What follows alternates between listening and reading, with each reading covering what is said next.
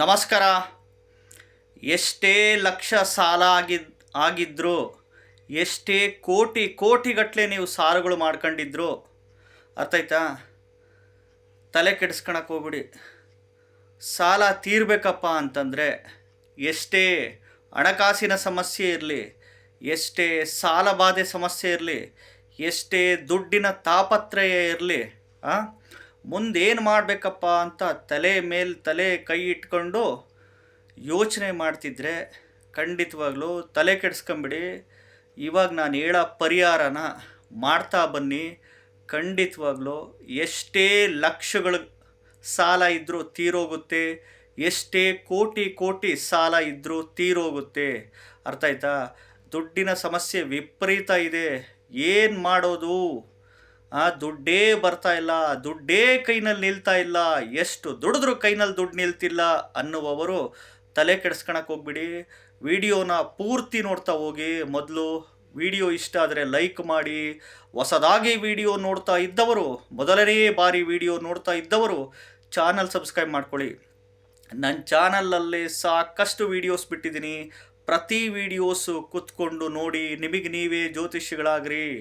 ಅರ್ಥ ಆಯ್ತಾ? ನಾವು ಜ್ಯೋತಿಷಿಗಳಾಗಿ ಮಾರ್ಗದರ್ಶನಗಳಷ್ಟೇ ಮಾಡೋದು. ಅರ್ಥ ಆಯ್ತಾ?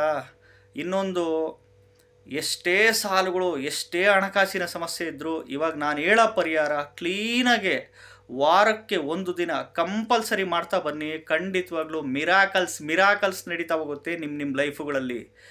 ಏನು ಮಾಡಬೇಕಪ್ಪ ಅಂತಂದರೆ, ಪ್ರತಿ ಗುರುವಾರ ರಾತ್ರಿ 12 ಗಂಟೆಗೆ, ಪ್ರತಿ ಗುರುವಾರ ರಾತ್ರಿ 12 ಗಂಟೆಗೆ ಅಂದರೆ ಶುಕ್ರವಾರಕ್ಕೆ ಬೀಳುತ್ತೆ, ದೇವ್ರ ಮನೆಯಲ್ಲಿ ಅಥವಾ ಹಾಲಲ್ಲಿ ಅಥವಾ ರೂಮಲ್ಲಿ ಕೂತ್ಕೊಂಡು 2 ತುಪ್ಪದ ದೀಪ ಹಚ್ಕೊಂಡ್ಬಿಟ್ಟು ವಿಷ್ಣು ಸಹಸ್ರನಾಮ ಸ್ತೋತ್ರ 2 ಬಾರಿ ಪಠಣೆ ಮಾಡಿ, ಜೊತೆಗೆ ಲಲಿತ ಸಹಸ್ರನಾಮ ಸ್ತೋತ್ರ 2 ಬಾರಿ ಪಠಣೆ ಮಾಡಿ. ಈ ರೀತಿ ವಾರಕ್ಕೊಂದಿನ ಗುರುವಾರ ರಾತ್ರಿ 12 ಗಂಟೆಗೆ ಪೂರ್ವಾಭಿಮುಖವಾಗಿ ಅಥವಾ ಉತ್ತರಾಭಿಮುಖವಾಗಿ ಕೆಳಗಡೆ ಮ್ಯಾಟ್ ಹಾಕ್ಕೊಂಡನ್ನು ಕೂತ್ಕೊಳ್ಳಿ, ಕೆಳಗಡೆ ಮಣೆ ಮೇಲನ್ನು ಕೂತ್ಕೊಳ್ಳಿ, ಅಥವಾ ಆಗದಲೇ ಇರೋರು ಟೇಬಲ್ಲು ಚೇರ್ ಮೇಲೆ ಈ ರೀತಿ ಮಾಡಿ. ನಿಮ್ಮ ಮುಂದೆ 2 ತುಪ್ಪದ ದೀಪ ಹಚ್ಕೊಂಡಾಗ ಅದರದ್ದು ವೈಬ್ರೇಷನ್ಸೇ ಬೇರೆ. ಅದು ಗುರುವಾರ ರಾತ್ರಿ 12 ಗಂಟೆಗೆ ಅಂದರೆ ಗುರುವಾರ ಮತ್ತು ಶುಕ್ರವಾರ ಮಧ್ಯೆ ಬರುತ್ತೆ. ಸಿಕ್ಕಾಬಟ್ಟೆ ಎಫೆಕ್ಟ್ಸ್ ಪರಿಣಾಮಗಳು ಇದ್ದೇ ಇರುತ್ತೆ. ಮಾಡ್ತಾ ಹೋಗಿ. ಎಷ್ಟೇ ಲಕ್ಷ ಸಾಲುಗಳಿದ್ರು, ಎಷ್ಟೇ ಕೋಟಿ ಸಾಲುಗಳಿದ್ರು, ಎಷ್ಟೇ ಹಣಕಾಸಿನ ಸಮಸ್ಯೆ ಇದ್ದರೂ, ಎಷ್ಟೇ ದಾರಿದ್ರ್ಯ ಇದ್ದರೂ ಖಂಡಿತವಾಗ್ಲೂ ನಿವಾರಣೆ ಆಗ್ತಾ ಬರುತ್ತೆ. ಖಂಡಿತವಾಗ್ಲೂ ಎಷ್ಟೋ ಜನಗಳಿಗೆ ಈ ಪ್ರಶ್ನೆ ಬರುತ್ತೆ, ಅಲ್ಲ ಗುರುಗಳೇ, ಕಷ್ಟಪಟ್ಟು ಬೆವರು ಸುರಿಸಿ ಉದ್ಯೋಗ ವ್ಯಾಪಾರ ವ್ಯವಸಾಯ ಮಾಡ್ದಲೇ ಬರೀ ಮಂತ್ರಗಳು ಹೇಳ್ಕೊಂಡ್ರೆ ಪರಿಹಾರ ಆಗಂಗಿದ್ರೆ ಎಲ್ಲರೂ ಪೂಜೆ ಮಂತ್ರ ಮಾಡ್ಕೊಂಬಿಡಾರಲ್ಲ ಅಂತ ಈ ಪ್ರಶ್ನೆ ಬರುತ್ತೆ. ಕಷ್ಟಪಟ್ಟು ಬೆವರು ಸುರಿಸಿ ಉದ್ಯೋಗ ವ್ಯಾಪಾರ ವ್ಯವಸಾಯ ಮಾಡೋದು ಮಾಡಲೇಬೇಕು, ಅದೆಲ್ಲ ಕಾಮನ್ ಸೆನ್ಸ್, ಎಲ್ರಿಗೂ ಗೊತ್ತಿದೆ.